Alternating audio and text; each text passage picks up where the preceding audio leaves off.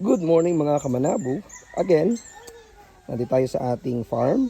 At ipapakita ko naman sa inyo ang pinagkaiba ng entrance ng Biroy kapag nakakita kayo sa wild at ang entrance ng Labiceps o munggo-munggo sa wild.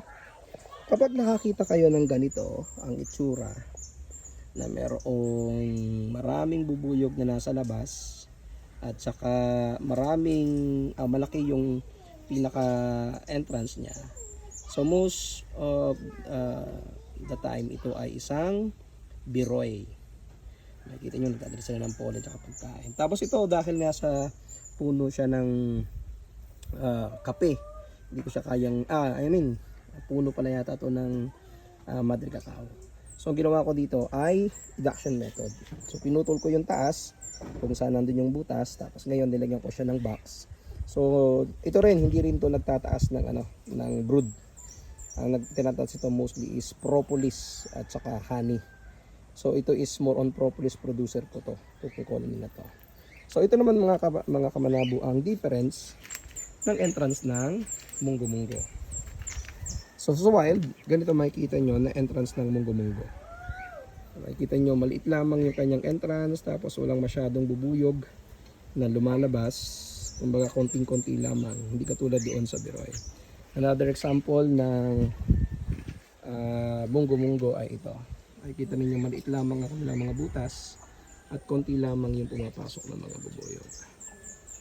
Ayan. So kapag nasa box naman siya, ganito naman ang itsura niyan. Halos wala kayong makikita na magandang entrance. Isa lamang na maliit na butas. Ito ay medyo matatagal ng mga colony natin. Ito yung, pero ito medyo may honey na, especially itong santo.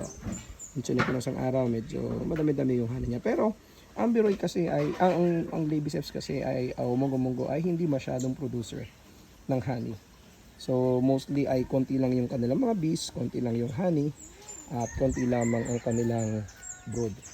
Hindi ko lang alam sa ibang lugar dito sa Pilipinas, kasi may nakikita tayo na ang kanilang ginagamit na mga bees o kanilang mga nangang bees ay munggo-munggo, pero nagpuproduce ng maraming honey. Pero dito sa Calabarzon, as far as I know, is hindi ganun kadami ang napuproduce na honey and pollen ng ganitong uri ng bubuyog. So ito po ang ating mini farm. Dinidevelop natin to hanggang sa ito ay again is maging magandang lugar para sa mga training center natin.